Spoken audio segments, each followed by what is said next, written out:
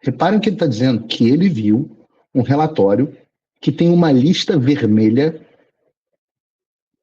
dos militares brasileiros. O Santos diz que é engraçado que os vermelhos no Brasil, obviamente, significam diferente do que para os americanos. Você que vai garantir que eu possa expressar sempre a minha opinião com base na verdade. Você pode entrar em www.paulofigueiredoshow.com/apoie, o link está aqui na descrição, e além de conhecer o meu site, que está muito legal, tem todas as notícias, artigos que você precisa ver, etc. Todas as minhas redes sociais estão lá. Tem duas formas de apoio. Uma baratinha, $7 por mês, que com o cupom de desconto que está aqui na descrição fica 5 por mês.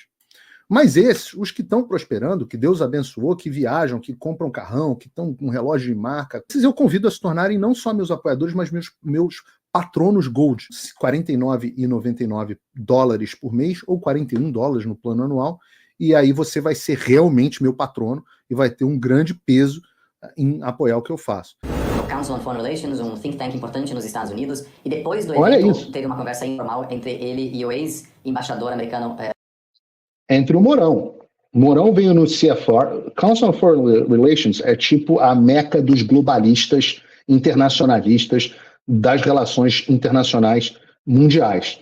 Tá? A meca, assim, é a galera que manda no globalismo mundial, tá no CFR, no Council on Foreign Relations. Brasil, Tom. E o Mourão foi lá, o Mourão. Lembra do Mourão? Lembrem do Mourão. Lembrem da postura do Mourão no final do ano. Shannon, que ainda é uma relevante para fortalecer a relação bilateral, e naquela conversa informal, o Shannon disse que ele estava bastante preocupado com a situação, com o futuro da democracia brasileira, e então respondeu que ele sim também estava preocupado. E, obviamente, o Shannon relatou essa conversa depois para o governo americano, que foi interpretada em Washington como uma espécie de pedido velado de ajuda por parte do Mourão. Então, aquilo foi uma... Um pedido velado de ajuda do general Mourão? Muitas conversas que levaram os Estados Unidos a acreditar que havia, de fato, um risco bastante concreto. Para isso existe comandante, né? O comandante teria que decidir, não seria iniciativa... Mas o comandante quem? O presidente da República? O presidente da República, ele é o comandante em chefe das Forças Armadas, ele pode decidir isso. Ele pode decidir empregar as Forças Armadas. Aí você pode dizer... Mas tem regras, é só o Congresso Nacional. É um autogolpe. É um autogolpe, você pode dizer isso. Quer dizer, o senhor admite a possibilidade teórica de haver um autogolpe? Já houve em outros países, né? E em várias instâncias dessas conversas que eu tive com diplomatas americanos, eu tive a impressão de que muitas das informações que vazaram agora recentemente no Brasil sobre as conversas específicas que estavam acontecendo entre Bolsonaro e alguns generais em relação aos planos muito concretos de questionar o resultado, que os Estados Unidos estavam cientes desses planos bastante concretos e que havia uma percepção de que o risco era muito concreto. Repara que ele comete um ato falho aqui, ele fala questionar os resultados. Ele não fala de golpe, ele fala de questionar os resultados. Muito real, e que só por meio da pressão sobre os militares brasileiros seria possível evitar ou minimizar o risco de uma possível ruptura, dizendo explicitamente que se o governo brasileiro, se as Forças Armadas brasileiras não reconhecerem o resultado, aquilo levaria a uma redução drástica da cooperação militar entre os Estados Unidos e o Brasil, uma redução de todo tipo de treinamento conjunto, de compartilhamento de inteligência, de fornecimento de material bélico, e tudo isso é muito importante para os generais aqui no Brasil, e a avaliação americana... Pô, eu não consigo, eu sei que eu falo palavrão demais e que muita gente fica chateado. Eu tenho muita senhora que me acompanha, tudo mais, eu amo todas elas, mas, cara, o que você pode falar sobre isso além de PQP? PQP. Reunião de moral com o ex-embaixador no CFR. A percepção de que não podia questionar o resultado e que a forma como eles conseguiriam que não houvesse questionamento dos resultados era dizer, se isso acontecer, as Forças Armadas brasileiras e as americanas vão perder completamente as relações entre elas, não vai ter mais treinamento conjunto. Isso é um achaque, pô. Isso é um achaque. E tá tudo confesso aqui. Escutem isso não pode ser ouvido com naturalidade. Isso é de cair da bunda. É que aquilo foi fundamental, não foi a pressão diplomática, mas foi a pressão sobre as Forças Armadas brasileiras, sobretudo aquela parte das Forças Armadas que de repente estava mais disposta a acompanhar o Bolsonaro em uma possível ruptura democrática. De novo, possível ruptura democrática, pois correto. Possível ruptura democrática não é nada além de, como ele disse, questionamento do resultado das eleições. Ele que está dizendo. Shannon relatou essa conversa com o Mourão. E o essencial foi a pressão sobre as Forças Armadas. Ao governo americano, e isso apareceu também em uma investigação, um artigo investigativo que foi publicado sobre esse episódio no jornal britânico Financial Times. O Mourão negou, mas o relato foi feito, né? O próprio Mourão, depois, em um post nas redes sociais, para acalmar os seus seguidores, os seguidores do Bolsonaro, disse, de certa forma, que foi, acima de tudo, o contexto internacional hostil a uma possível ruptura democrática que inviabilizou um golpe de Estado naquele momento. Ou seja, ele não disse, não podemos implementar um golpe de Estado porque está completamente errado, mas ele disse, olha, na verdade, o cenário global não permite fazer esse tipo de coisa naquele momento, e eu diria que são da importância que as Forças Armadas brasileiras dão a essa cooperação com os Estados Unidos e a versão que tem em relação a alternativas, né, que são alternativas, a Rússia e a China, que fornecem equipamentos venezuelanos, por exemplo. Isso me parece realmente ter sido um papel, um elemento chave dessa história. Eu queria destacar aqui... O elemento chave dessa história foi, então, portanto, segundo o professor, justamente a ameaça da não cooperação entre eles. Uma declaração de um ex-alto funcionário do Departamento de Estado, ex-embaixador dos Estados Unidos no Brasil. O nome dele é Michael McKinley. Ele diz, abre aspas, foi quase um ano inteiro de estratégia colocada em prática, com um objetivo muito específico. Um ano inteiro de estratégia colocada em prática. Os caras realmente...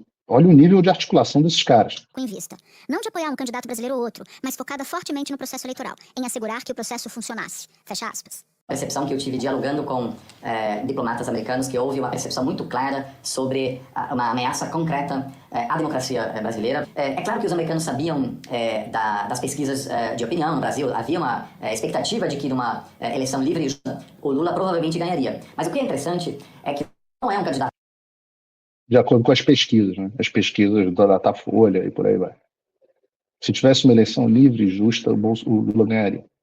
Mas então por que não pode questionar? Por que não pode ter voto impresso? Pró-americano, né? E não havia uma expectativa por parte de Washington que o Lula, depois de uma vitória, ia fazer concessões importantes aos Estados Unidos devido a essa campanha de pressão. O mais importante nesse sentido foi a contenção de danos da perspectiva americana, evitar uma crise política, uma ruptura democrática no Brasil, que poderia ter consequências negativas para toda a região. Agora, a diplomacia americana está muito presente no Brasil, acompanha de perto e teve um bom diálogo, um amplo diálogo com as Forças Armadas brasileiras, então me parece que nessas conversas bilaterais. Isso é um diálogo, é uma conversa bilateral. Ou você aceita o resultado das eleições, mesmo o relatório técnico de vocês, das Forças Armadas, dizendo que vocês não podem garantir a segurança das urnas, é o relatório, isso é inegável.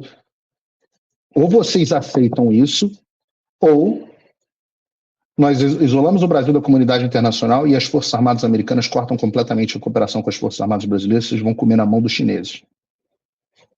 Isso são conversas diplomáticas bilaterais, um diálogo internacional. Diálogo com uma arma apontada para a cabeça. Provavelmente, Washington também obteve informações sobre planos específicos que estavam sendo desenvolvidos em relação ao possível não reconhecimento das eleições por parte do governo Bolsonaro. Depois circularam, inclusive, relatórios com uma avaliação específica sobre as opiniões políticas de cada general, sobre o risco que cada general brasileiro representava para a democracia brasileira. Opa, peraí. Então quer dizer que também tinha, além das informações que eu estava tornando público, também tinha relatório falando a posição de cada um dos generais? Ué, eu achei que isso era incitar o golpe. Não? Essa questão de... Quer dizer que então tinham generais com posições, cada um com uma posição diferente? Rapaz, eu achei que era fake news minha, desinformação, não era desinformação, não? Eu vi um desses relatórios e foi interessante porque os generais... Ele viu um desses relatórios? Peraí, relatórios da CIA, ou de quem quer que seja, do governo americano, estão sendo mostrados a um professor da Fundação Getúlio Vargas? Com possivelmente a maior vocação antidemocrática, tinham a cor vermelha, o que é engraçado no contexto político interno aqui no Brasil, e os que não representavam risco à democracia. Uma lista vermelha dos generais patriotas brasileiros.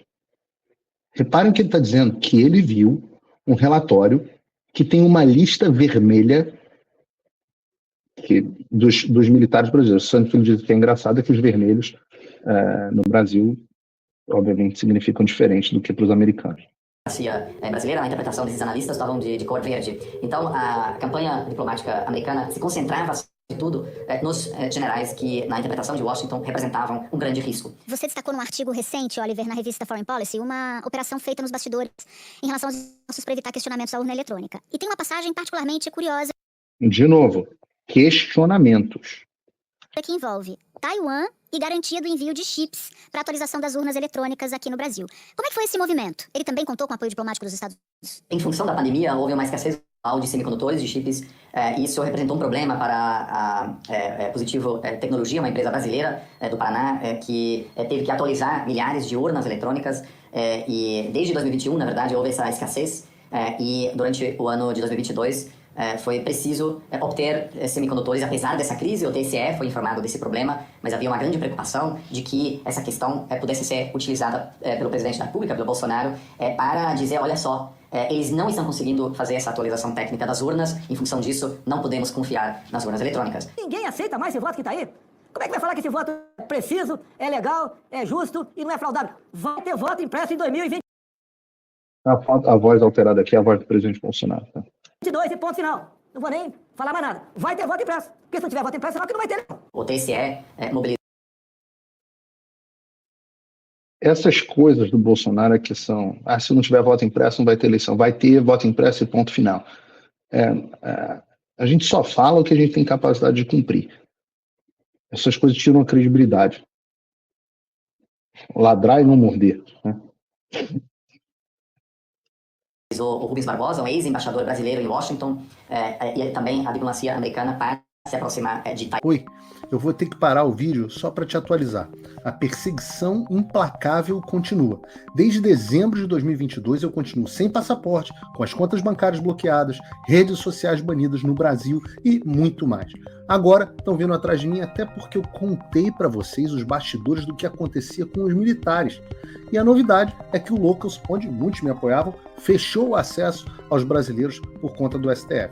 Então criei uma nova forma de você me apoiar diretamente. Você pode ser agora meu apoiador com uma pequena quantia por mês e ter acesso a vários conteúdos exclusivos, ou você pode agora também ser o meu patrono e passar a integrar comigo o meu grupo de elite, um grupo fechado de WhatsApp só para os patronos, além de fazer reuniões de Zoom mensais comigo para a gente discutir a situação do Brasil e do mundo. Se você quer que eu continue fazendo o meu trabalho, me apoia, use o link na descrição e eu garanto que eu vou continuar fazendo a minha parte.